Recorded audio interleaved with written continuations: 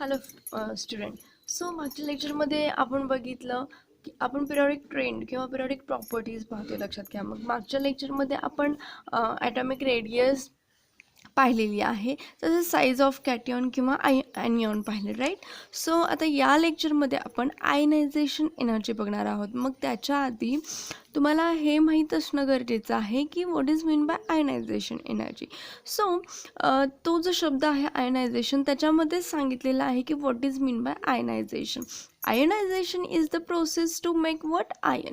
That means ज्यावेळी एखादा ion तयार होतं, ती जी प्रोसेस आहे ती काय आहे, आयनायझेशन, राईट. सो त्यासाठी जी एनर्जी लागणार आहे त्याला आपण काय म्हणणार आहोत, आयनायझेशन एनर्जी. म्हणजे सपोज एखादं आपण एक्झाम्पल घेतलं. ओके. सो सपोज आपण घेऊयात कार्बन. सो कार्बनचा ॲटॉमिक नंबर किती आहे, 6. आणि त्याचं कॉन्फिगरेशन काय येणार आहे, 1s2 2s2 2p2, राईट. याचं मी स्ट्रक्चर काढून दाखवते पुन्हा एकदा. सो सेंटर आहे, इथं पॉझिटिव्ह चार्ज लिहिते, दॅट इज व्हॉट, इथे प्रोटॉन्स असतात. सो तो जो सेंटर आहे त्याच्यावरती काय असणार आहे, positive charge, right. So first shell. आता कार्बनसाठी टोटल किती शेल असणार आहेत, number of shells, first and ही सेकंड, राईट. म्हणजे 2 असणार आहेत. ही फर्स्ट शेल आणि ही काय आहे, सेकंड शेल. फर्स्ट शेलमध्ये किती इलेक्ट्रॉन, 2 इलेक्ट्रॉन, राईट. अँड सेकंडमध्ये किती असणार आहेत, हे एसमधले 2 आणि पीमधले 2, दॅट मीन्स 4. सो असं कार्बनचं स्ट्रक्चर आहे. तर आयनायझेशन एनर्जी म्हणजे काय, हे जे आउटर इलेक्ट्रॉन आहेत किंवा आपण यांना व्हॅलन्स इलेक्ट्रॉनसुद्धा म्हणतो, जे आउटर मोस्ट शेलमध्ये इलेक्ट्रॉन असतात त्यांना आपण व्हॅलन्स इलेक्ट्रॉन म्हणतो. सो हा व्हॅलन्स, यातले व्हॅलन्स इलेक्ट्रॉनमधला ज्यावेळी आपण इलेक्ट्रॉन काढतो त्यावेळी तिथे आयन तयार होणार आहे. इलेक्ट्रॉन काढतोय म्हटल्यानंतर डेफिनेटली तिथे काय तयार होणार आहे, कॅटियन तयार होणार, राईट. सो हा इलेक्ट्रॉन काढण्यासाठी जी एनर्जी लागते त्याला आपण काय म्हणतो, ionisation energy. So energy, minimum energy required to taken out electron from valence shell और taken out outermost electron is called as what, ionisation energy.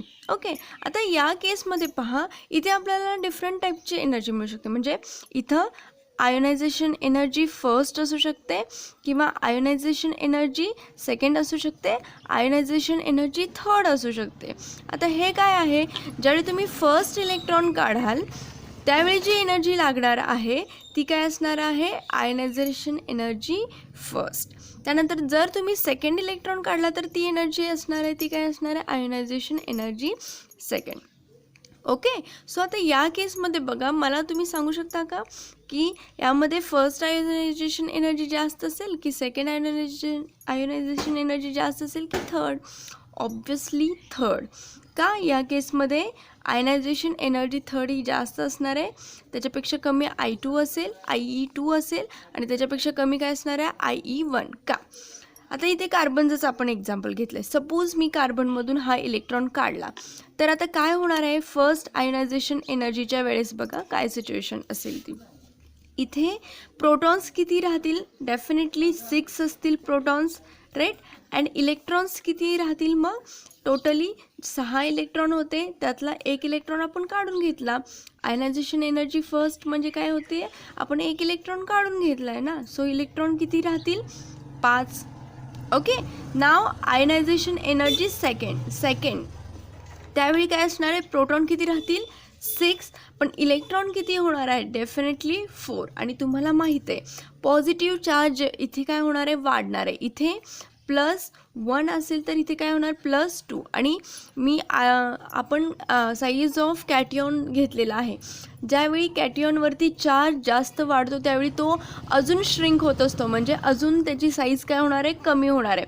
Size कमी होते म्हणजे जे अट्रॅक्शन आहे, attraction between nucleus and outermost electron, हे काय होते, वाढते. लक्षात घ्या.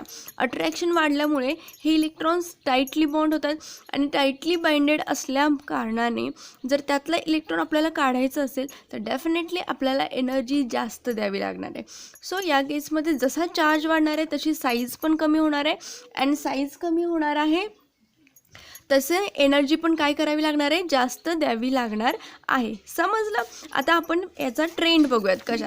आता मी या केसमध्ये फक्त एस ब्लॉक आणि पी ब्लॉक यांच्याबद्दलच बोलते, डी ब्लॉकबद्दल आपण बोलत नाही आहे.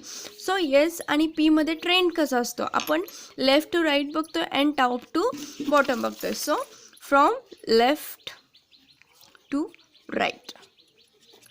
So left to right trend कसा असणार आहे आता आपण घेऊयात.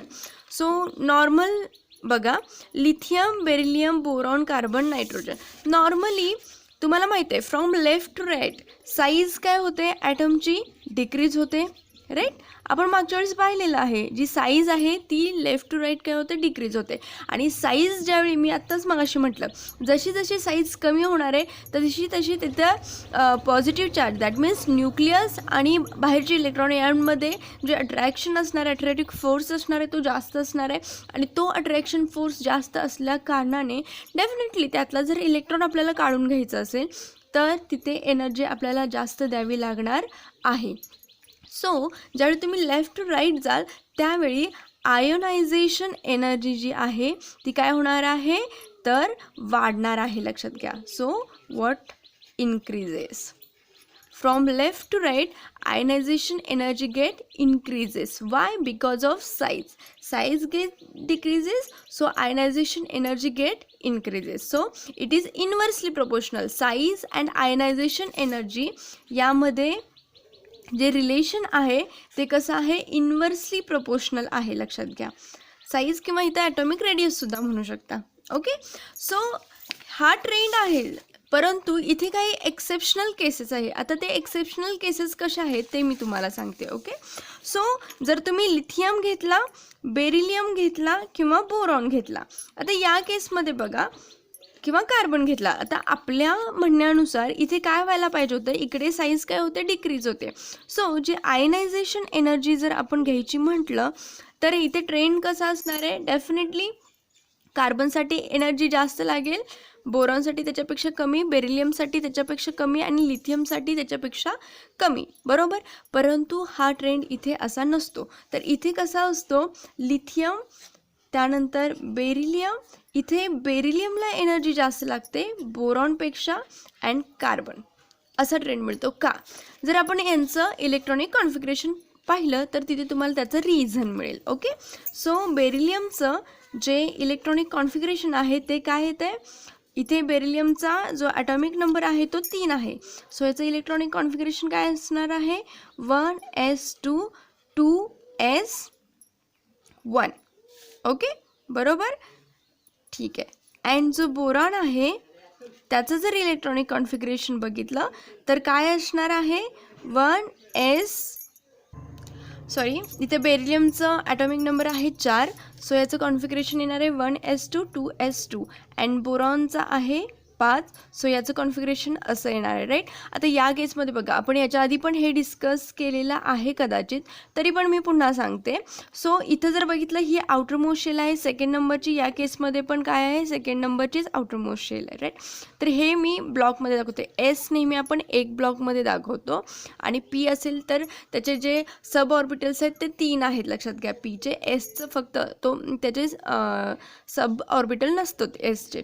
सो ह्या एसमध्ये किती इलेक्ट्रॉन आहेत, 2. दॅट मीन्स बेरिलियमचा 2s जो आहे तो फुलफिल आहे. लक्षात घ्या. ओके, ऑलरेडी ड्युप्लेट कंप्लीट आहे. पण जर बोरॉन बघितलं तर या केसमध्ये पी जो आहे त्या पीमध्ये आपल्याला जर पी कंप्लीट हवा असेल तर टोटल किती इलेक्ट्रॉन लागतात, 6, बरोबर. पण याच्यासाठी एस कंप्लीट आहे पण पीमध्ये किती इलेक्ट्रॉन आहे तर 1. तर या केसमध्ये बघा हा कसा आहे, जर म्हणायचं झालं तर हा स्टेबल आहे. लक्षात घ्या, बेरिलियम. का? कारण त्याचं जे ड्युप्लेट आहे किंवा जी सेकंड शेल आहे ती फुलफिल आहे. लक्षात घ्या, एसमध्ये 2 इलेक्ट्रॉन पाहिजेत आणि त्याच्यामध्ये आहेत. आणि या केसमध्ये पीमध्ये एकतर 3 इलेक्ट्रॉन असतील तर तो स्टेबल आहे. म्हणजे जर अशी कंडिशन असेल पीसाठी, दॅट मीन्स हाफ फिल्ड म्हणतो आपण याला, की याच्यामध्ये टोटल 6 इलेक्ट्रॉन लागतात. जर 6 इलेक्ट्रॉन नसतील, 3 इलेक्ट्रॉन असतील तर ही हाफ फिल्ड सिच्युएशन आहे. किंवा जर याच्यामध्ये टोटल 6 इलेक्ट्रॉन असतील तर हे पी कसं आहे, कंप्लीट आहे. सो हे पण स्टेबल आहे, हे सुद्धा स्टेबल आहे. किंवा पीमध्ये 0 इलेक्ट्रॉन असतील तर तो कसा झाला, स्टेबल झाला. ओके, तर या केसमध्ये हा कसा आहे, अनस्टेबल आहे, लक्षात घ्या. सो ह्यातला जर इलेक्ट्रॉन काढायचा झाला तर हा अनस्टेबल आहे, पण as compare to this one beryllium बोरॉनपेक्षा कसा आहे, स्टेबल आहे. सो तो स्टेबल असताना जर त्यातला इलेक्ट्रॉन काढून घ्यायचा झाला तर डेफिनेटली तिथे एनर्जी आपल्याला काय करावी लागणार आहे, जास्त द्यावी लागणार आहे. ओके, तर या केसमध्ये जो बोरॉन आहे त्याचा जो शेवटचा इलेक्ट्रॉन आहे तो काढायला आपल्याला जितकी एनर्जी द्यावी लागेल त्याच्यापेक्षा जास्त एनर्जी इथे द्यावी लागेल. कारण का, तर बी कसा आहे, स्टेबल आहे. आणि स्टेबलमधून जर इलेक्ट्रॉन आपल्याला काढायचं असेल तर डेफिनेटली आपल्याला जास्त एनर्जी द्यावी लागणार आहे. अशाच केसेस तुम्ही दुसरीकडे फाइंड आउट करून एक्सेप्शनल केसेस काढू शकता. इथे फक्त एवढंच लक्षात ठेवायचं, जिथे तो स्टेबल असेल म्हणजे त्याचं जे ऑर्बिट असणार आहे त्याच्यामध्ये जर हाफ फिल्ड कंडिशन असेल किंवा फुल फिल्ड कंडिशन असेल तर डेफिनेटली त्याला एनर्जी जास्त लागणार आहे, कारण तो स्टेबल आहे. समजलं. आता दुसरं, हे आपण बघितलं एक्सेप्शनल केसेस पण पाहिल्या आणि ट्रेंड नेमका काय आहे तो पण बघितलेला आहे. ओके, त्यानंतर आता आपण बघणार आहे top to bottom. So top to बॉटममध्ये काय ट्रेंड मिळतो, तर तुम्हाला माहीत आहे टॉप टू बॉटम जी साईज आहे ती काय होते, साईज जी आहे ती काय होत असते, इन्क्रीज होते. सो इन्क्रीज होते, त्यामुळे जो आपला सेंटरचा जो पॉझिटिव्ह फोर्स आहे किंवा आपण काय म्हणतो न्यूक्लिअर फोर्स जो आहे तो शेवटच्या शेलपर्यंत कसा पोहोचणार आहे, कमी. सो जे इलेक्ट्रॉन असणार आहे ते कसे असतील, लूजली बॉन्डेड असेल, राईट. सो लूजली बॉन्डेड असलं म्हणजे तिथला जो अट्रॅक्टिव्ह फोर्स आहे तो कमी आहे ऑलरेडी. सो कमी असल्या कारणाने जर तुम्ही इलेक्ट्रॉन काढायचं म्हटलं त्यातून तर डेफिनेटली तुम्हाला एनर्जी कशी द्यावी लागेल, कमी द्यावी लागेल, right. So from top to bottom जर आयनायझेशन एनर्जी आपण घेतली तर जो ट्रेंड आयनायझेशन एनर्जी ती काय होणार आहे, डिक्रीज होणार आहे. काय होणार आहे, डिक्रीज. इथं आपण बघितलं ionisation energy is inversely proportional to size. जशी साईज वाढणार आहे तशी एनर्जी काय होणार आहे, कमी लागणार आहे. आणि जशी साईज कमी होणार आहे तशी एनर्जी काय लागणार आहे, जास्त. तर आपण जर ट्रेंड बघितला, सपोज आपण फर्स्टमध्ये बघूयात, तर इथे लिथियम, सोडियम, पोटॅशियम किंवा आरबी बघितलं. So lithium, sodium, potassium, rubidium जर घेतलं तर याच्यामध्ये ट्रेंड काय मिळेल तुम्हाला, तर सगळ्यात जास्त साईज लिथियमपासून आरबीपर्यंत साईज काय होते, वाढते आहे. सो इथं आयनायझेशन एनर्जी सगळ्यात कमी कोणाची असणार आहे, आरबीची. त्यानंतर कोणाची असणार आहे, पोटॅशियमची. त्यानंतर कोणाची असणार, जास्त एनर्जी कोणाची असणार आहे, सोडियमची. त्यापेक्षा जास्त एनर्जी कोणाची असणार आहे, लिथियमची. समजलं. थँक्यू.